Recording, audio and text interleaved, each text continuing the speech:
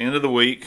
We're getting cleaned up, getting ready to go home for the weekend, leave the shop here. I was getting ready to leave and I remembered I needed to do something, which brought me up to, hey, I should probably just do a video on this. So we're going to do a little short video here on some hammers.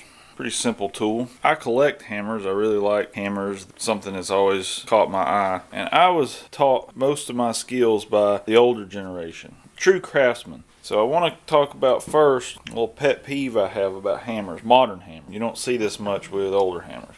Now this is a modern hammer. This is an Steele soft-faced hammer. I have a couple of these. I really like these. But what I want to talk about is the handle itself. In fact, this whole video is pretty much going to be on hammer handles. The pet peeve I have is this one is correct. You see how the grain is running in the end of that handle? That's how it should be. That's the strong way the grain is running compared with the hammer head. Now, Steele makes a good hammer. Well, it doesn't matter which store I buy it from. I have to search through the whole shelf to find one with the grain oriented correctly. I'm not sure if Steele makes their own handles or if another company does, and this is not just Steele. I'm not down on Steele. I actually like Steele. It's every company out there that I have personally run across. The handles that they make now, they just make the handle and stick it in the hammer. They do not pay attention to the orientation of the grain. And you're probably not going to break a hammer if you use it properly, if you don't, use it stupidly. But still, it should be done correctly. And this is just all my opinion, but this is how I was taught. It just should be done correctly. I've even seen handles with knots in them. It's just poor craftsmanship in a hammer handle. And I'm ranting here, but this is just a pet peeve of mine.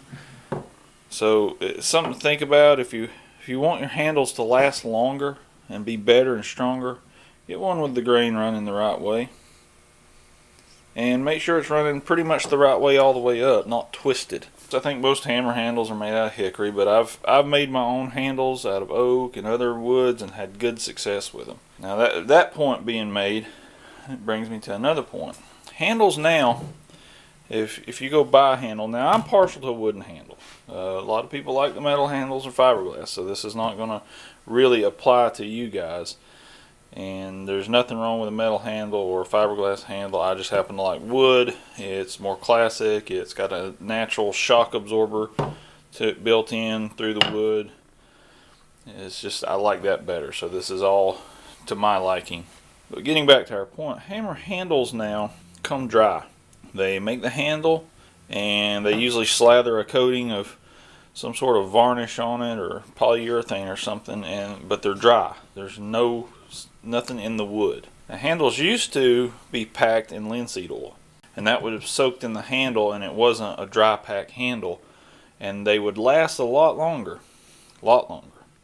So if you buy handles to replace, like I'll find hammer heads at flea markets and stuff and buy handles to replace them. Take your handles, buy some handles, keep them on, and just pack them in linseed oil and let them sit. Let it soak into that handle. And if you notice, most of my hammers, some here, over here, all the handles are burnt on these hammers. I soak these in linseed oil and then I char the outer. This one could use a little more, but I char the handle. You got to scrape all that varnish and crap off of it. But when you char it after you've soaked it in linseed oil, it seals that linseed oil in. And it hardens these handles. In the past probably 15 years, I've not replaced one hammer handle. And part of that is proper use. The other part is a good handle. So now, the reason these are sitting in the can over here, these hammers, I'll pull one out,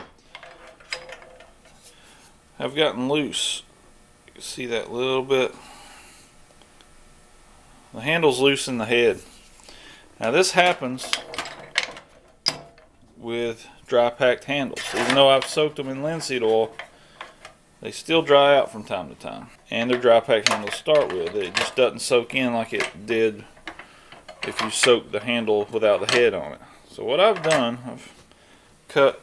This is just an old lacquer thinner can that I've cut off. If you do this, be aware that the edges are pretty sharp. So I've just put these hammers down in this, and I'm going to fill this up, submerge the heads in linseed oil. And being that I'm going home for the weekend, these will have a couple days to sit and just soak up linseed oil. And that will swell this wood up a little bit and tighten them back up in the hammerhead. In theory, I have had it, some handles just don't soak up good, but it should have a natural wicking effect in the end of the hammer. So you just want to submerge the heads where they will soak up. And I have a can of linseed oil here. Sometimes this takes a lot of linseed oil to do this, but I'm just gonna pour slow on me. I'm gonna fill this. I'll fill this up and bring you back.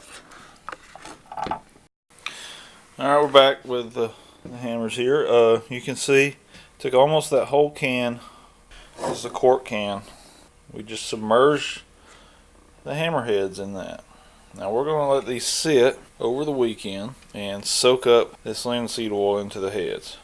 When I come back Monday, I'll pull one out and clean it up, and we'll see if it tightened it up. A couple of these were pretty loose, so we might have some mixed results out of this batch if it tightened them up or not. Now I have heard other people soaking these in different things, and I've not tried it. I even heard of someone soaking them in antifreeze, but I have not tried any of those. This method I've used for years, and it seems to work fine for me, and that's what I'm going with. So I'll bring you back Monday when I come back into work here at the shop, and we'll see how these turned out. A side note, I have heard that you can heat this oil up a little bit.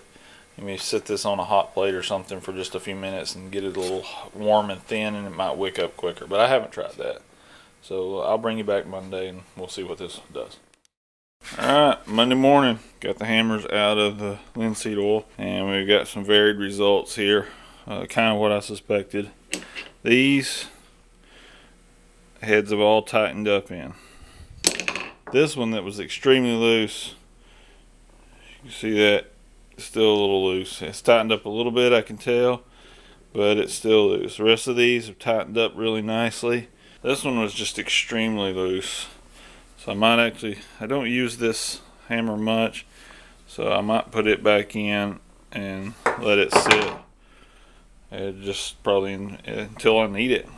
It can have all the time it wants to soak that linseed oil up. These are all tight, ready to go, and what will happen is that linseed oil will keep wicking up into the handles and they'll loosen up again, but eventually over a few years they will get completely saturated and probably never loosen up again. This charring on the outside, it really helps seal that in. But so there we go. Just over the weekend, most of them tightened up.